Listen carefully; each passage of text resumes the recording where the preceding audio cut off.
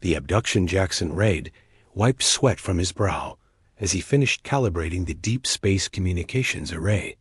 At 32, he was the youngest lead engineer at the Mojave Interstellar Relay Station, known for solving problems others couldn't. The midnight shift was quiet, just how he liked it. A sudden power surge made the equipment flicker. Jackson frowned, checking diagnostics when a brilliant purple light flooded the room. The air crackled with static electricity, raising the hair on his arms. Before he could react, the light intensified, engulfing him completely. When Jackson regained consciousness, he was lying on a smooth metallic surface in a chamber bathed in soft blue light. His head throbbed as he struggled to sit up. "The specimen is awake," announced a melodic voice. Jackson's eyes focused on two tall, slender figures approaching. Their skin was silver with a faint blue luminescence, and large almond-shaped eyes dominated their delicate faces. Despite their alien appearance, they moved with graceful precision. "I am Vex," said the taller one, voice distinctly feminine. "This is my brother Ziv. You are aboard our research vessel." "Why am I here?" Jackson demanded, fighting to keep his voice steady. The siblings exchanged glances. "Your species possesses unique neurological adaptability," Ziv explained. "We need to understand how humans overcome technological limitations." "So on a lab." "Rat?" Jackson's mind raced, assessing his surroundings for potential escape routes. "A research subject," Vex corrected. "Our civilization, the Lyridians, faces extinction. Our technological development has stagnated. Without innovation, our defensive systems will fail against the Dravok horde. And humans are what your inspiration?" "Precisely." Ziv stepped closer. "Your kind achieved space travel in mere centuries. We've monitored Earth for decades. Humans adapt remarkably fast." Jackson's engineering mind was already processing information. The chamber's design, the pulsing technology advanced, yet somehow familiar. "Your neural patterns are extraordinary," Vex observed. "Already your brain is mapping our technology, seeking understanding." "If you wanted human help, there are better ways than kidnapping," Jackson said. "Our council forbids direct contact," Ziv explained. "We acted independently out of desperation." Jackson stood slowly, testing his stability. "Show me your problem. If I help you, you return me to Earth. Deal?" The siblings hesitated before nodding in unison. "Deal," Vex agreed. "Though we suspect once you see our world, you may not wish to leave." As they led him from the chamber, Jackson couldn't suppress his curiosity. Despite the circumstances, he was about to encounter alien technology beyond human imagination. His heart raced with equal parts fear and excitement. Behind them, unnoticed, the ship's systems began subtly reconfiguring, responding to Jackson's mere presence in ways the siblings hadn't anticipated. The Battle the Dravok attack force darkened the Lyridian sky-black, angular ships that absorbed rather than reflected light. Jackson watched from the command center as his modified defense systems came online. Unprecedented Dravok numbers. Reported a nervous technician. Traditional protocols predict 87% probability of defensive failure. "Good thing we're not using traditional protocols," Jackson remarked, fingers flying across the alien interface he'd redesigned. His modifications were radical, introducing chaos theory into the defensive grid. Instead of the predictable perfect patterns the Dravaks had learned to counter, the shields now fluctuated randomly, creating overlapping zones of protection that shifted constantly. "The system is improvising," Vex observed with astonishment. "Exactly," Jackson confirmed. "I programmed it to learn, not just respond." The first Dravak volley struck, energy weapons searching for weaknesses in the Lyridian shields. But where they expected patterns, they found unpredictability. The shields absorbed attacks in some places, deflected them in others, and occasionally deliberately allowed minimal penetration to gather data on Dravak weapons. Shields holding at 92% integrity, Ziv announced, disbelief in his voice. Previous encounters saw failure at first contact. The Dravak adjusted tactics, concentrating fire on what appeared to be weak points, only to have the defense system adapt instantly, reinforcing those areas while creating deliberate vulnerabilities elsewhere. They're being baited, Jackson explained. The system is learning their attack patterns and using their own strategy against them. Counselor Nemi watched silently, her centuries of devotion to perfection challenged by the chaotic brilliance. Unfolding before her, the Dravak commander, frustrated by the unpredictable defenses, committed to a desperate tactic ramming. 3 warships accelerated toward the Lyridian city's central dome. Collision imminent, warned Tinnix. Jackson smiled. Now we see if the offense modifications work. As the Dravak ships approached, previously concealed emitters activated, projecting a honeycomb of energy nets. The attacking vessels became entangled, their momentum disrupted by fields that grew stronger with resistance. Reverse engineer their own kinetic energy, Jackson explained. The harder they push, the stronger our counterforce. The Lyridians watched in awe as the mighty Dravak fleet, undefeated for generations, found themselves outmaneuvered by defenses that seemed to anticipate their every move. They're retreating, Ziv announced as the black ships began withdrawing. Cheers erupted throughout the command center. Jackson felt hands clasping his shoulders, backs that typically reserved Lyridians overcome with emotion. This victory belongs to Jackson Reed, Vex announced, a human who taught us that imperfection can be strength. Counselor Nemi approached slowly. It seems, she said carefully, that the Lyridian Council has much to learn about adaptation. Jackson nodded respectfully. Every species reaches points where tradition must yield to survival. As celebrations spread throughout the city, no one noticed the subtle changes already occurring in Lyridian thinking, the first ripples of a cultural revolution, sparked by human ingenuity. The Alliance news of the unprecedented victory spread rapidly across Lyridian space. Jackson became a reluctant celebrity, the human who had defied centuries of Lyridian doctrine and saved their homeworld. The High Council, initially resistant, now requested Jackson's presence at their sacred chamber of consensus, an honor never before granted to a non-Lyridian. They're afraid, Ziv explained, as they approached the imposing crystalline structure. You've proven our fundamental philosophy. Flawed. Not flawed, Jackson corrected. Just incomplete. Perfection and adaptation aren't mutually exclusive.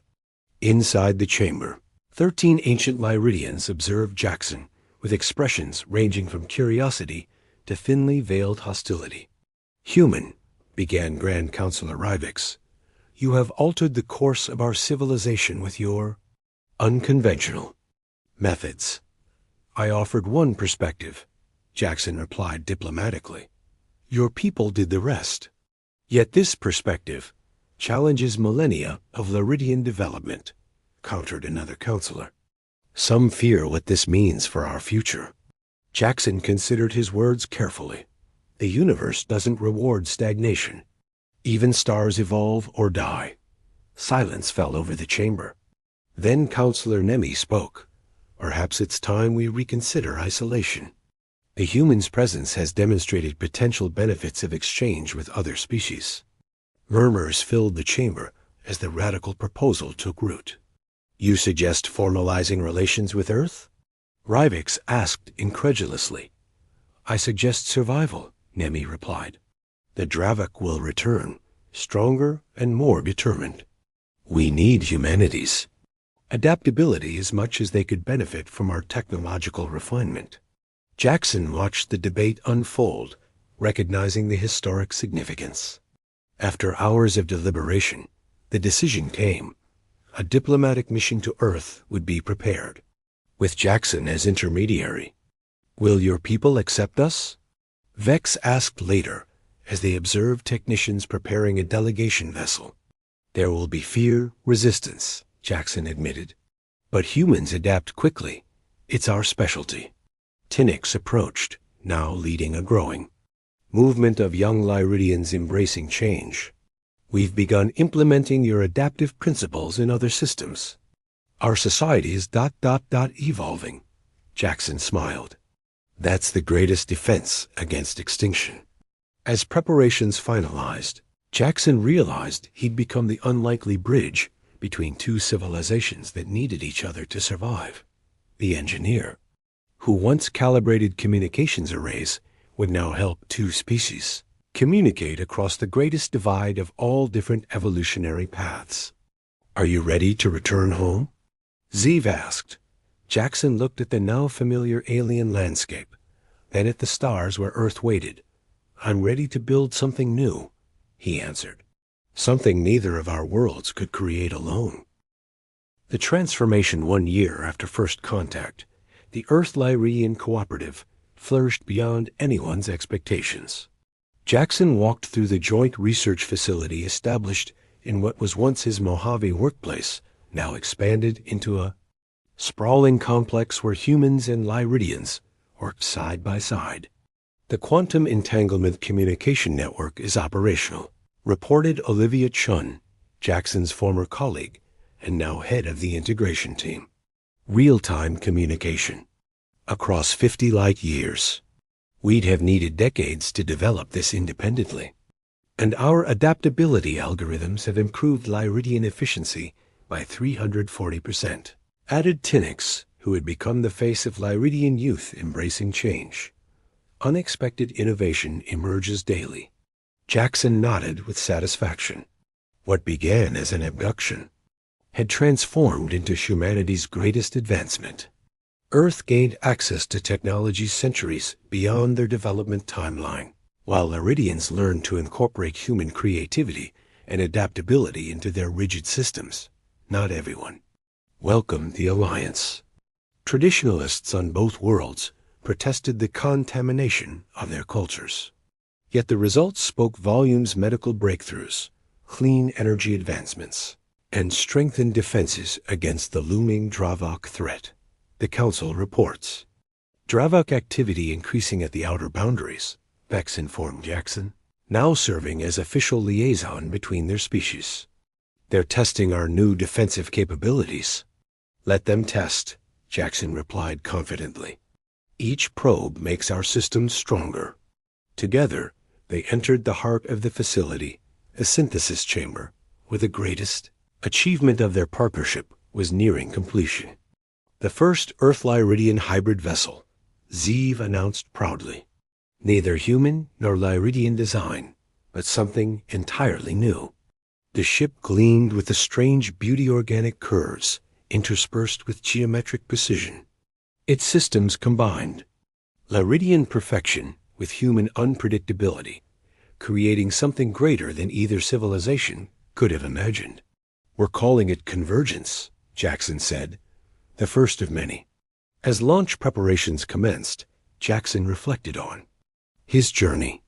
The man who once calibrated communication arrays had become the catalyst for interstellar cooperation.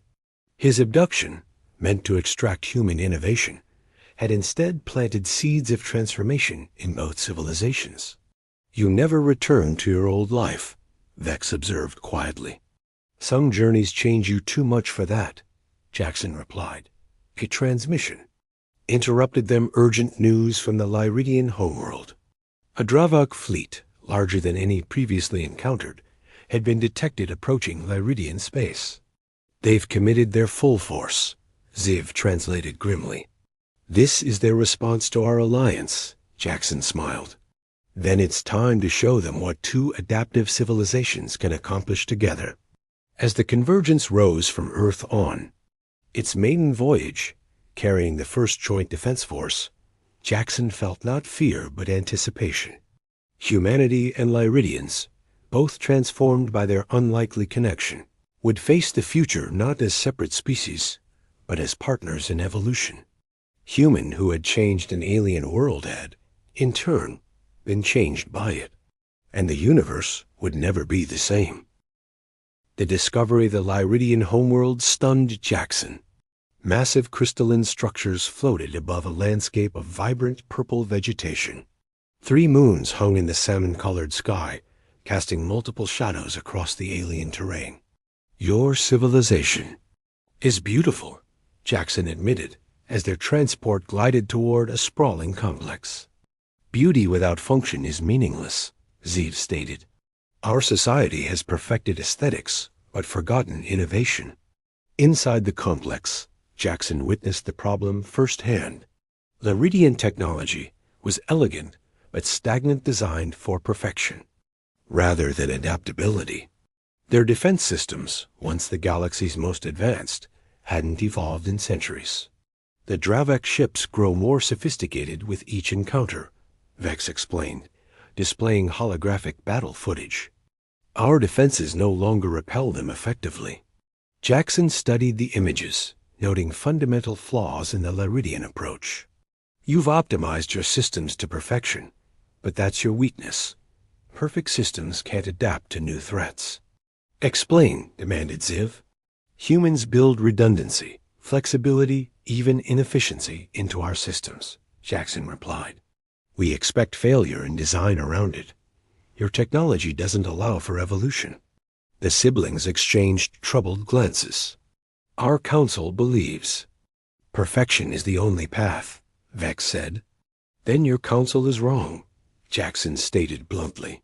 "I need access to your engineering databases and fabrication systems." Over the following days, Jackson immersed himself in Lyridian technology. While the siblings worried about council discovery, Jackson redesigned their defensive systems, introducing purposeful imperfections that could adapt and evolve. Other Lyridians began taking notice. Tinix, a young engineer, approached Jackson with questions that revealed a curious mind trapped in rigid thinking. "Your approach contradicts everything we're taught," Tinix confessed. "That's exactly why it works," Jackson replied. When the Lyridian Council finally discovered the unauthorized human, they demanded immediate action. High Counselor Nemi confronted the siblings in the laboratory. "This violation endangers our society," she declared. "The human must be contained while we assess the damage." "With respect, Counselor," Jackson interrupted, "your society was already endangered. I'm offering a solution." "Humans have no place in Lyridian affairs," Nemi insisted. Sudden alarm blared through the complex. "Dravek vessels detected," announced the automated system. "Defensive failure imminent." Nemi paled. "They've never penetrated this far into our system." "Let me help," Jackson urged. "My modifications are ready for deployment." The counselor hesitated. Tradition wore in with survival instinct. "We have no choice," Vex pressed. "Implement the humans' changes." Nemi finally ordered Dot as Jackson's adaptive defense system activated. No one realized this moment would forever change the relationship between their worlds.